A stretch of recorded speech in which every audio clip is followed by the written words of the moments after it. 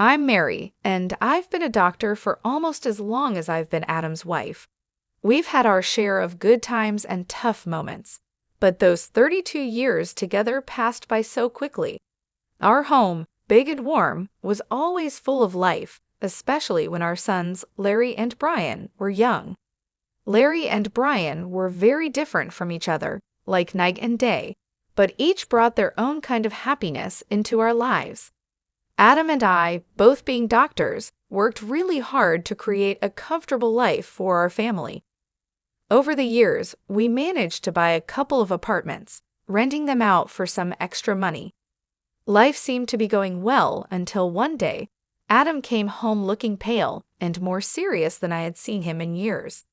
"Mary, we need to talk," he said with a heavy tone as he put down his medical bag by the door.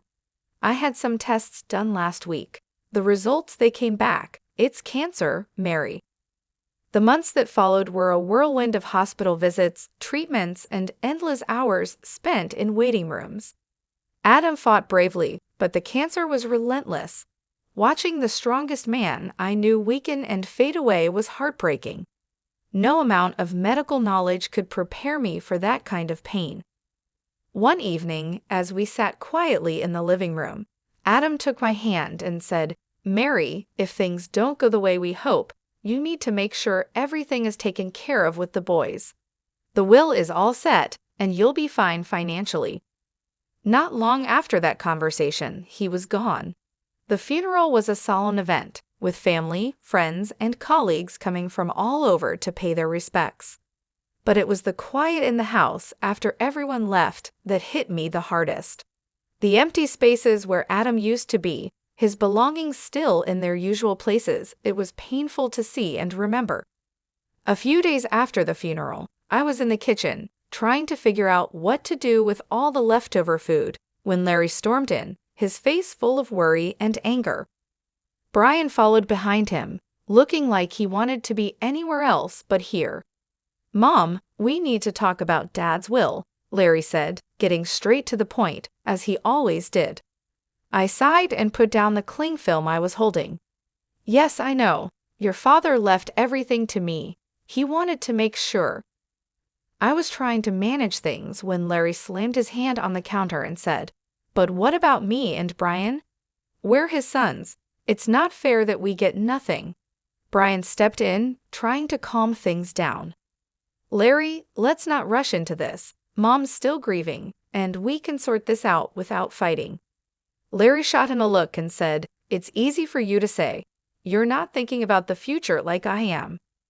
I leaned against the counter, feeling the weight of their stares. "Your father and I built this life together, and he trusted me to take care of things. But I understand what you're saying, Larry. It's not my intention to leave you out." "So what then?" Larry asked, crossing his arms and raising his voice. "Do we just wait until you decide it's the right time to give us our share?" "Larry, watch your tone," I snapped, my patience wearing thin. "I am still your mother." Brian stepped between us, holding up his hands like a referee. "Both of you, please. This isn't helping." "Mom, maybe there's a middle ground here." I nodded and rubbed my temples, thinking it over. "Okay, here's what we can do. The apartments your father and I invested in, the ones downtown," I started, but Larry interrupted. "Yes, those." I gave him a look that told him to be quiet for a moment. "I was thinking you each take one. They're yours to live in or rent out, and from the savings, let's say $320,000 each to help you get started with whatever you need." Larry bit his lip, clearly doing the math in his head.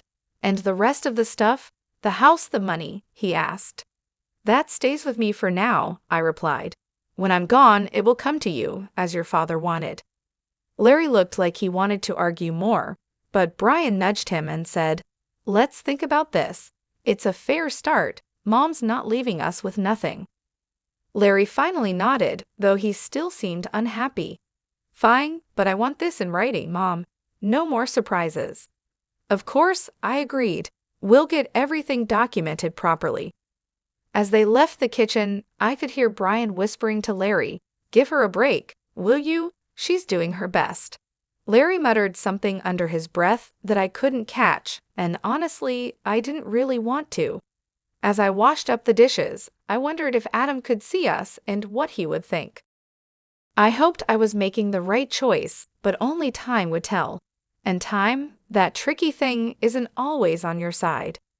It was a sunny afternoon, one of those rare days that makes everything feel okay, when Larry brought Julie over to meet me for the first time. They hadn't been dating long, but Larry was already head over heels for her. You could tell by the way he was fussing over her, which wasn't like him at all. They walked in, and right away, Julie had this confident air about her, like she owned the place. She was dressed up and strolled into my living room, with barely a hello, her eyes scanning everything around. "Nice place you've got here," she said, flipping her hair back as she sat down without waiting to be invited. Larry was sitting beside her, grinning like a fool. I forced a smile, trying to be a good host. "Thank you, Julie. Can I get you anything? Coffee, tea?" "Coffee sounds lovely," she replied, then turned to Larry. "Babe, make sure it's black, no sugar." Larry nodded and headed to the kitchen, leaving me alone with her in my own living room, feeling like I was the guest. The silence was awkward until she finally spoke. "So Larry tells me you're pretty well off," she said, looking around at the decor. "I'm used to a certain standard, you know. My parents made sure of that." "That's good to hear," I said, not really sure what else to say. Larry came back with the coffee and handed Julie her cup. She took a sip and made a face. It's all right. Anyway, we've been talking about our future together, planning ahead, you know." "That's wise," I said, glancing at Larry, hoping he'd give me some clue about where this conversation was going. Julie set her cup down and said, "Yeah, and speaking of planning, we've been thinking about the wedding. You know, I want something special. Larry has probably told you I saw this place that's perfect for a rehearsal dinner, but it's a bit pricey. It's about $50,000. I almost choked on my coffee. $50,000 just for the rehearsal dinner. Larry jumped in. "Mom, it's important to Lauren. We want to start things off right." I put my cup down, feeling a storm brewing inside. "Look, that's a lot of money for a dinner, Julie. We need to be reasonable." Julie's face hardened. "Reasonable? Larry says you have the means. I don't see why we should compromise on something that important." Larry was nodding along with her, but I could see the unease in his eyes. He knew he was asking too much. "I'm all for celebrating," I said, trying to keep my voice calm, "but $50,000 is more than I can justify." Julie stood up, her chair scraping loudly against the floor. "I'm not used to compromising on my standards, Mary." I made it clear to Larry that I expected a certain standard of living. Larry tried to calm things down. "Mom, maybe we can find a middle ground." "There's no middle ground on $50,000 for a dinner, Larry. That's final," I snapped, my patience running out. Julie picked up her purse and glared at me. "Fine, if that's how it's going to be, then maybe we need to rethink some things." They left soon after, and I sat there, stunned by what had just happened. The nerve of that girl, coming into my home, drinking my coffee, and telling me how to spend my money, it felt like a slap in the face, a wake-up call I wasn't prepared for. A few days later, I was out at the grocery store when Larry and Julie decided to drop by again. By the time I got home, Brian was awkwardly trying to entertain them in the living room. The tension in the air was so thick that it made me want to turn around and leave, but it was my house, so I gathered my courage and walked in. Julie, all dressed up as usual, handed me a list as soon as I put down my grocery bags. "Mary, we've thought a lot about the wedding gifts, and here's what we've decided on. I hope this will be easier for you to handle." I quickly looked over the list she handed me. It was surprisingly reasonable kitchen appliances, some nice china, even a couple of pieces of furniture. "This seems quite reasonable," I said, feeling a moment of relief. "I think these are wonderful choices, really." Larry looked at Julie with hope in his eyes, but just as I was about to discuss where we could buy these items, Julie's expression changed suddenly. She gasped, "Oh no, this isn't right. Give that back."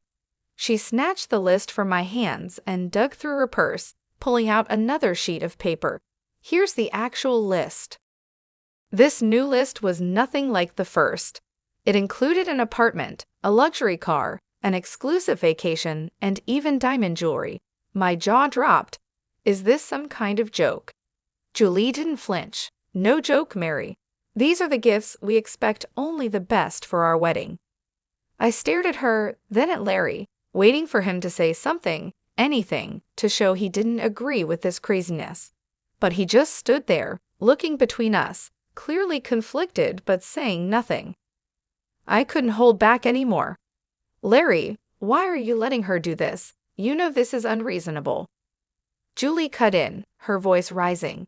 "This doesn't concern you, Mary. You just need to pay up and keep quiet." When Brian stood up, his face was serious. "That's enough, Julie. You're not going to talk to our mom like that. This is her house, and you're way out of line. You need to leave now." The room was filled with tension as Larry and Julie gathered their things. Julie was muttering under her breath, clearly angry. "This is ridiculous. We'll remember this." They left, and the door slammed shut behind them. I sat down, feeling the weight of the whole situation pressing on me. Brian sat beside me and put an arm around my shoulders. "We'll figure this out, Mom, but you can't let them push you into giving more than you can or should. It's not right." He was right, of course, but as I sat there with my son, I couldn't help but worry about Larry. How had things gotten so out of hand? How could he not see what this was doing to our family? The silence that followed was filled with unspoken worries and fears for the future. I knew then that this was far from over. It was only going to get harder from here.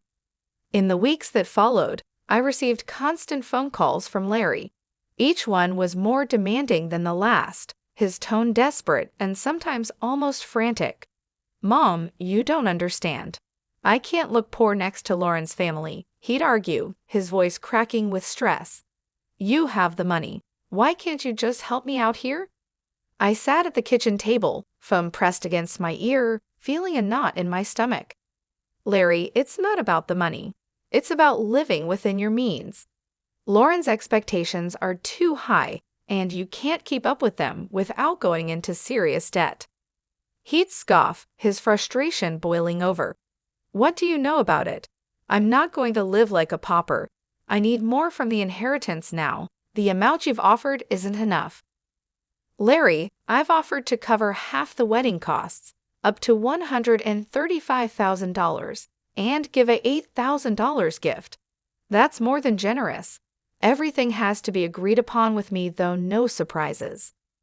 There was a pause, then a sharp laugh from him. "That's nothing. You're just being stingy. You have $1 million sitting there. Why are you holding out on me?" "Because it's not just about the money," I replied, my patience wearing thin. "It's about not feeding into this unrealistic fantasy that's going to ruin you." He yelled, loud enough that I had to pull the phone away from my ear. "I don't need this. I'll handle it my way. Forget you." And with that, the call ended. Months passed in silence. I tried to keep myself busy with daily routines, trying not to worry about Larry, but the peace was short-lived. One afternoon, the phone rang, and it was my sister-in-law, Hannah. "Mary, I thought you should know." Hannah's voice was hesitant, careful. "Larry is flying all the wedding guests to Bermuda.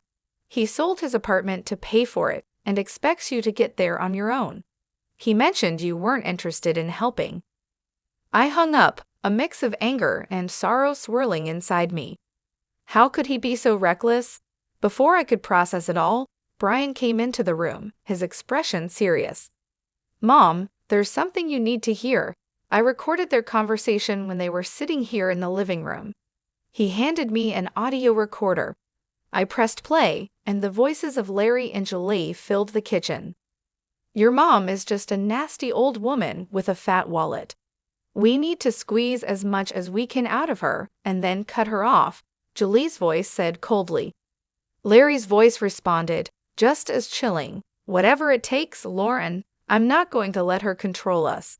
If it comes down to it, I'll kick her out in her underwear. I turned off the recorder, my hands trembling. Hearing my own son speak like that about me, his mother, was too much. The room spun as I tried to understand the depth of his betrayal. Deciding to fly to Bermuda wasn't easy, but Brian was by my side, both of us tense but determined to face whatever awaited us. When we landed and approached the venue, I was taken aback by the sheer extravagance of it all, flowers everywhere, lights strung like stars across the evening sky, and music floating in the air. As we walked into the gathering, I spotted Larry and Julie mingling with the guests. They looked like the perfect couple, all smiles and laughter. My heart ached to see my son so lost in this artificial paradise. Before I could take another step towards them, Julie spotted us. Her smile vanished, replaced by a scowl as she marched over, her high heels clicking angrily against the stone pathway. "You shouldn't be here," she hissed, stopping just inches from me, her voice loud enough to draw attention. "This is my day, and you're not welcome." I was stunned, but before I could respond, her parents, who had overheard everything, came over. Her father, a tall and stern-looking man, spoke first. "Julie, that is no way to speak to your guest, especially not to Larry's mother." His tone was firm, and it made her cheeks flush with embarrassment. Her mother, looking just as upset, turned to me with an apologetic smile. "Mary, please come with us. Let's find you a place to sit." They guided us away to a table at the edge of the setup. It was clear that this spot was an afterthought, with no proper setting. The ceremony started soon after, with speeches that felt empty given the tension. Then, unexpectedly, I was handed the microphone. I stood up, my legs shaky but my resolve firm. "I came here today to wish my son and his new wife a happy future," I began, my voice steady despite how I felt inside. "But I also believe in honesty and integrity, qualities that have been sadly missing in the events leading up to this day." Julie's face went from pink to red, her eyes glaring at me with anger. I was asked for money time and again in amounts that no reasonable person would find justifiable. When I couldn't meet these demands, I was threatened with being cut off from my family and future grandchildren. My voice cracked a little, but I continued. Brian, seeing my distress, stepped closer and put a supportive hand on my shoulder. I nodded at him, then played the audio recording he had made. Julie's voice filled the air, cold and calculating, discussing how they would get more money from me. Larry's voice agreed, saying he was willing to leave me with nothing for the sake of his bride. The crowd murmured, shocked and disapproving. I turned off the recorder, and the silence was heavy. I gave my son an apartment and $35,000, and yet it was never enough. Today, I'm making it clear that I will not be treated as an ATM or threatened. I am disowning Larry and Julie. I wish them well, but from this day forward, I am choosing to remove myself from their lives. The reaction was immediate. Julie screamed, her voice shrill and wild. "You've ruined my wedding. I curse you." After everything that had happened, coming back home was bittersweet. In the quiet, I made a decision that even surprised me. I quit my job. I had spent years healing others as a doctor, but now it was time to heal myself and rebuild the life that recent events had shaken. Brian, bless his heart, had just graduated from art college and was full of ideas and ambition. With the $37,000 I gave him, Brian opened his own tattoo parlor. It wasn't just any shop, it quickly became a place where art and skin came together in beautiful ways. Brian put his heart and soul into his work, and it paid off. He started entering tattoo contests, and soon his name was on everyone's lips in the local community. Before we knew it, he was opening more locations, creating a network of salons that became a hotspot for tattoo enthusiasts. I'd watch him sketch late into the night, his dedication a sharp contrast to the chaos his brother had chosen. "You're doing amazing, Ollie," I'd say, pride swelling in my chest. During these peaceful months, Larry reappeared one afternoon. He showed up at the door, his eyes tired, His shoulders slumped, a far cry from the ambitious, sharp man he used to be. "Mom, I need to talk," he said, not waiting for an invitation to sit down. His voice was weary, so different from the demanding tone I had grown used to. I sighed and motioned for him to continue. "What is it, Larry?" "It's Lauren. She's driving me crazy, wanting more and more. Nothing's ever enough. I got a second job, but it's still not enough for her." His words were filled with desperation, but they couldn't erase the past so easily. "Larry, I warned you. I told you that living like that with someone like her was unsustainable." He rubbed his face, frustration clear. I know you did, but I thought," his voice trailed off, hopelessness replacing any explanation. "Thought what?" "That money would just appear because you wanted it to." My tone was harsh, years of pent-up frustration making it hard to soften my words. "Look at your brother. He started with the same amount and made something of himself without stepping on others." Larry bristled. "Yeah, well, not everyone's like Brian, are they? I have rights to the inheritance too, remember? And when you're gone, it'll come to me."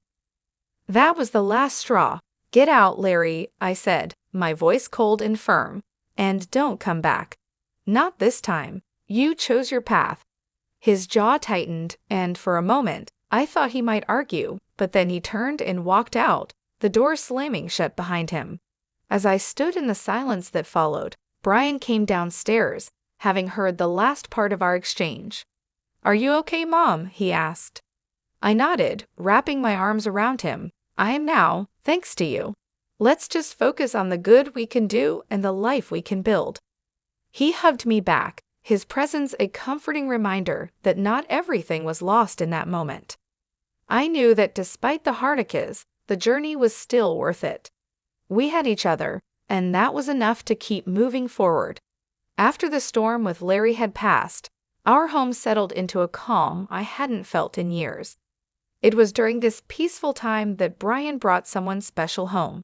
Her name was Joyce, and she was everything Julie wasn't: kind, humble, and genuinely caring. As the weeks turned into months, their relationship grew stronger, and soon they announced their engagement. The wedding was nothing like Larry's extravagant affair. It was a simple, heartfelt ceremony in our backyard. Flowers from the garden, homemade decorations, and a small group of close friends and family made the day perfect. During the reception, I pulled Brian aside and said, "You've chosen a wonderful woman," my voice thick with emotion. He squeezed my hand and replied, "I learned from the best," giving me a knowing look. Life moved quickly after that. They sold the apartment I had given Brian, added some of their savings, and bought a small, cozy house just a few miles away. One sunny afternoon, while we were having tea in their new living room, Joyce shared some exciting news. "Mary, we're expecting twins," she announced, her eyes shining with joy. I nearly dropped my cup, overwhelmed with happiness. "Twins? Oh my goodness, that's wonderful." Brian beamed, his pride evident. "We wanted you to be the first to know. We're really happy, Mom."